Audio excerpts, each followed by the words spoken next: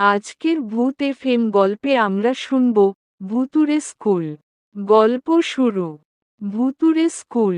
রাতুলের বাবা বদলির চাকরিতে যোগ দেওয়ার পর সে নতুন শহরের এক পুরনো স্কুলে ভর্তি হল।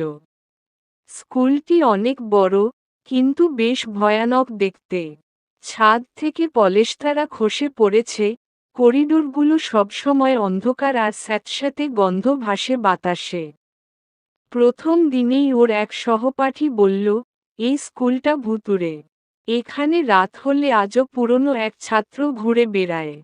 রাতুল বিশ্বাস করল না, কিন্তু একদিন সন্ধ্যায় লাইব্রেরি বই ফেরত দিতে গিয়ে দেখল, করিডোরের এক কোণে একটা ছায়ামূর্তি দাঁড়িয়ে আছে। ধীরে ধীরে সেটি এগিয়ে এলো, আর রাতুল স্পষ্ট দেখল, ওটা একটা বাচ্চা ছেলে, চোখ দুটো গভীর অন্ধকারের মতো শূন্য। রাতুল দৌড়ে ক্লাসরুমে গিয়ে লুকোল, কিন্তু দরজা বন্ধ করার আগেই একটা শীতল বাতাস তার কানে ফিসফিস করে বলল, তুমি কি আমাকে দেখেছ?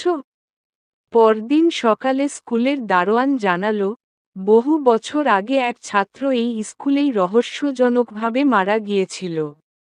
তারপর থেকে মাঝে মাঝেই কেউ কেউ তাকে দেখতে পায়, কিন্তু যারা দেখে, তারা আর বেশি দিন স্কুলে আসে না।